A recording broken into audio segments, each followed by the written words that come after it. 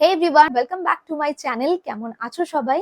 আজকে কয়েকটা গুরুত্বপূর্ণ বিষয় নিয়ে আমি তোমাদের সাথে আলোচনা করার জন্য এই ভিডিওটা বানাচ্ছি। অলরেডি আমি তোমাদের সাথে আমার প্রেগন্যান্সির ফার্স্ট ট্রাইমেস্টার জার্নি শেয়ার করেছি। তো তখন আমি তোমাদেরকে জানিয়েছিলাম যে আমি প্রপার প্ল্যান করেই কনসিভ করেছিলাম।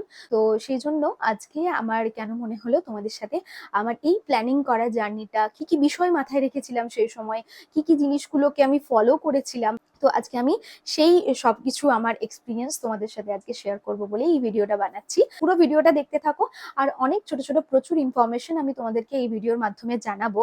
তো চলো আর দেরি না করে এবার ভিডিওটা শুরু করা যাক। তো আমাদের বিয়ের পরপরই আমরা ঠিক করেছিলাম যে অ্যাটলিস্ট একটা বেশ কিছুটা টাইম আমরা নিজেদের মতো করে আগে কাটাবো। কিছু জায়গা আমাদের ঘোরার প্ল্যান ছিল, তো সেই সবকিছু করে আমরা তারপরে অ্যাটলিস্ট 2 বছর পরে আমরা বেবি প্ল্যানিং করব। মোটামুটি এরকম মাথার মধ্যে আমাদের দুজনের সেট ছিল, কিন্তু সবকিছু তো আর প্ল্যান মাফিক হয় না না। তো যাই হোক, আমরা প্রচুর ঘুরেছি, আমাদের বিয়ের পর থেকে বিভিন্ন জায়গা ঘুরেছি টুরেছি।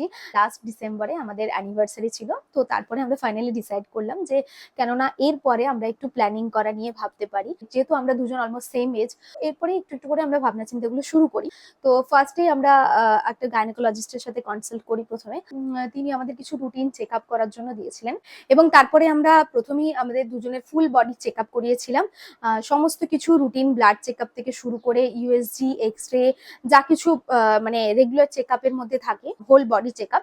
তো আমরা দুজনেই সেটা করিয়েছিলাম এবং আমাদের রিপোর্ট নর্মাল এসেছিল। এক্স রেটা আমার হয়নি, যেহেতু আমরা প্ল্যান করছি, তো এক্স রেটা এই সময় নেওয়াটা ঠিক নয়। আমি এক্স রেটা করাইনি, বাকি আমার ফুল বডি চেক আপ হয়েছিল। ইউএসজি থেকে শুরু করে রুটিন ব্লাড চেক আপ থেকে শুরু করে each and everything check up আমার হয়েছিল, এবং সবকটা রিপোর্টই আমার তখন নর্মাল আসে। তো এটা গেল জানুয়ারির কথা। তারপরে আমরা একটু একটু করে ভাবতে শুরু করি প্ল্যান করার বিষয় নিয়ে। তো লাস্ট আমাদের খুব ঘুরতে যাওয়ার ইচ্ছে হয়েছিল। ভেবেছিলাম যে বেবি প্ল্যান করার পরে যদি আমরা কনসিভ করি তাহলে তো অনেকটা দিন ঘুরতে যাওয়া হবে না। তো আমরা একটা ছোটখাটো ট্রিপ প্ল্যান করি। তো সেটা আমরা গিয়েছিলাম শিমলিপাল, ঘাটশিলা। আমি সবসময় একটা হেলদি লাইফস্টাইল ফলো করতে পছন্দ করতাম। এক্সারসাইজ থেকে শুরু করে জল খাওয়া, ঘুমোনো, সবকিছুই আমি চেষ্টা করতাম যে অ্যাটলিস্ট একটা যেন হেলদি লাইফস্টাইল আমি ফলো করি। কিছু ডায়েট, এক্সারসাইজ আর হ্যাবিটস এর উপরে আমরা এই সময় একটু বেশি করে ফোকাস করেছিলাম। ডায়েটের মধ্যে আলাদা করে কিছু না, একটু চেষ্টা করতাম হেলদি খাবার দাবার খেতে, বাইরের ভাজাভুজি এগুলোকে অ্যাভয়েড করতে। আর চেষ্টা করেছিলাম ড্রাই ফ্রুটস গুলো করে বেশি বেশি করে খেতে, মানে যেমন আমন্ড, কাজু, আখরোট, পেস্তা, এই ধরনের ড্রাই ফ্রুটস গুলো একটু বেশি করে খেতাম ওই সময়টায়। এছাড়াও ডায়েটের মধ্যে আমি ফল রাখতাম, ফল রেখেছিলাম।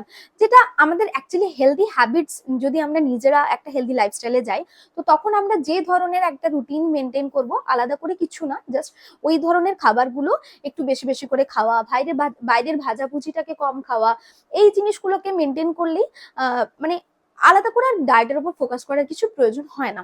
জলটা এই সময় বেশি বেশি করে খাওয়া উচিত, মানে সারা বছরই সবসময় জল বেশি করে খাওয়া উচিত।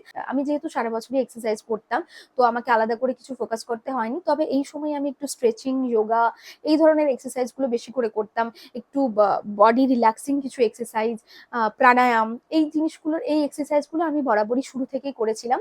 যারা এক্সারসাইজ করো না তারা অ্যাটলিস্ট 30 মিনিটস হাঁটাহাঁটি বা একটু যোগা, স্ট্রেচিং করা বা প্রাণায়াম করা, এই জিনিসগুলোর ওপরে জোর দিতে পারো। ফোন ঘাটাটা এই সময় যদি একটু কম করা যায় তাহলে তো খুব ভালো হয়। খুব বেশি রাত জাগা বা খুব লেট করে সকালে ওঠা, এই হ্যাবিটস গুলোকে একটু একটু করে চেঞ্জ করে একটু একটু টাইমের মধ্যে শুয়ে পড়া বা গান শোনা, একটু বই পড়া। আমি প্রচুর পরিমাণে এই সময় প্রেগন্যান্সি রিলেটেড ভিডিওগুলো দেখতাম, যাতে করে আমি প্রিপেয়ার হতে পারি, নিজেকে সেভাবে প্রিপেয়ার করতে পারি, মানসিকভাবে সেভাবে তৈরি হয়ে যেতে পারি। রাত্রিবেলা খাওয়া দাওয়ার পরে ঘুমোতে যাওয়ার আগে আমি ওই ধরনের ভিডিওগুলো চালিয়ে অনেকটা টাইম মানে নিজেকে, নিজের মনকে বোঝানো যেত, নিজেকে প্রিপেয়ার করে নেওয়া যেত যে না, এরপরে আমি হয়তো এই প্রসেসটার মধ্যে দিয়ে যাব, কিভাবে আমি আমি আমাকে এই জিনিসগুলোকে ডিল করতে হবে। তো আমি ওই ভিডিওগুলো দেখে নিজের মাইন্ডসেটটাকে ওইভাবে তৈরি করে নেওয়ার চেষ্টা করেছিলাম। আমি প্রায় আমার কনসিভ করা 6 মাস আগে থেকে প্রচুর ক্রিয়েটিভ অ্যাক্টিভিটি করেছি। মানে যা কিছু পেতাম হাতের কাছে, কিছু ঘরোয়া জিনিস, যেটা ওয়েস্টেজ কিছু, যেটা ফেলে দেওয়া যাবে, নষ্ট হয়ে গেছে, সেটাকে চেষ্টা করতাম যে একটু ভালো করে কিভাবে কিছু বানানো যায়, কিছু করা যায়। প্রচুর আমি সুতোর কাজ করেছি, আমি কোনোদিন শিখিনি। তো আমি সেই সময় ইউটিউব দেখে তখন ওই কাজগুলোকে শিখে নিয়ে আমি সেলাইয়ের কাজগুলোকে করেছি। তারপরে কিছু পেইন্ট করা, এই টুকটাক কাজগুলোকে আমি মানে অ্যাটলিস্ট আমি চেষ্টা করেছি যে কিছু ক্রিয়েটিভ কাজের মধ্যে দিয়ে থাকা, যতটা সম্ভব নিজেকে ইনভলভ রাখা। বই পড়েছি আমি বেশ কয়েকটা, অ্যাটলিস্ট 6 মাস আগে থেকে মেন্টালি প্রিপেয়ার হয়ে যাওয়া উচিত। হঠাৎ করে যারা কনসিভ করে তারা এই জিনিসগুলোকে ফেস করতে, তাদের এই জিনিসগুলোকে বুঝে উঠতে তাদের অনেকটা সময় লেগে যায়। আর আরেকটা বিষয় আমি বলতে ভুলে গেছি, সেটা হচ্ছে যে আমি 3 মাস আগে থেকে ফলিক অ্যাসিডটা খাওয়া শুরু করেছিলাম। এরবারে আসি, কি টেস্টগুলো অবশ্যই প্রেগন্যান্সি প্ল্যান করার আগে করিয়ে নেওয়া উচিত। অ্যাটলিস্ট 2025-এ এসে দাঁড়িয়ে বেবি প্ল্যান করার আগে এই টেস্টগুলো প্রত্যেকটা বাবা মাকে অবশ্যই অবশ্যই করানো উচিত। ফুল বডি যদি বাবা মায়ের দুজনেরই চেক আপ করে নেওয়া হয় তাহলে তো ভীষণই ভালো।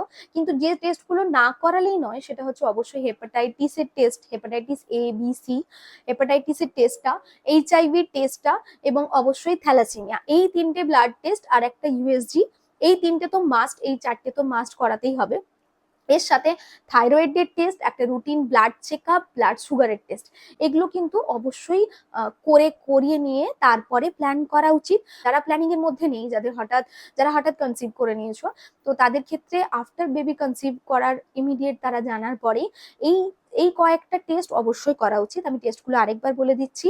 HIV, হেপাটাইটিস, থ্যালাসেমিয়া, একটা হোল অ্যাবডোমেনের USG, আর এর সাথে রুটিন কিছু ব্লাড চেকআপ, সাথে থাইরয়েড আর ব্লাড সুগার। তো আমরা যখন ডক্টরের কাছে ফার্স্ট ভিজিটে গেছিলাম, আমরা এই রিপোর্টগুলো যেহেতু আমাদের আগেই করানো ছিল, আমরা ডক্টরকে সেই রিপোর্টগুলো সবগুলোই দেখিয়েছিলাম। অ্যাজ এ মেডিকেল পার্সোনাল আমি প্রত্যেক কটা টেস্ট করিয়েছিলাম। তো ফাইনালি জানুয়ারি থেকে প্ল্যান করে আমি এপ্রিলে এসে জানতে পারি যে আমি কনসিভ করেছি, এবং তখন আমার অলরেডি 1 মান্থ হয়ে গেছে। অ্যাকচুয়ালি LMP ডেট অনুযায়ী দেখতে গেলে আমার 1 মান্থ, যখন আমি জানতে পারি 1 মান্থ কমপ্লিট হয়ে গেছে।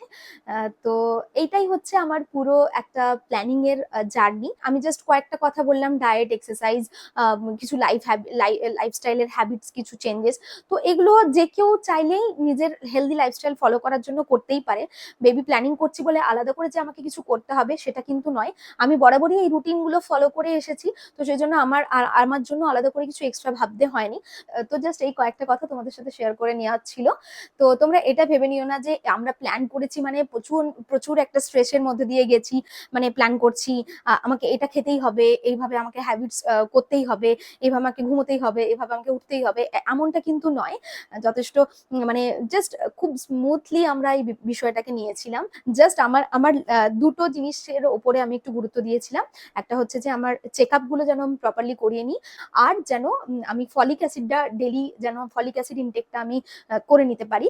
তো এই দুটো জিনিসের উপর আমি একটু মাথায় রেখেছিলাম। বাকি ডায়েট, এক্সারসাইজ সবই মানে চেষ্টা করতাম করার, কখনো হয়তো মিস হয়ে যেত, যাই হোক, কিন্তু চেষ্টা করেছি বিষয়গুলোকে মাথায় রাখার, খুব বেশি স্ট্রেস নিয়ে নয়। তো এই ছিল আমার একটা পুরো বেবি প্ল্যানিং প্রসেসিং এর জার্নি, যেটা আমি আজকে তোমাদের সাথে শেয়ার করলাম। আর ভিডিওটা যদি ভালো লেগে থাকে আমাকে কমেন্ট করে জানিও। তো আজকে অনেকগুলো কথা আমি তোমাদের সাথে শেয়ার করলাম, তো আর বেশি ভিডিওটাকে বাড়াবো না।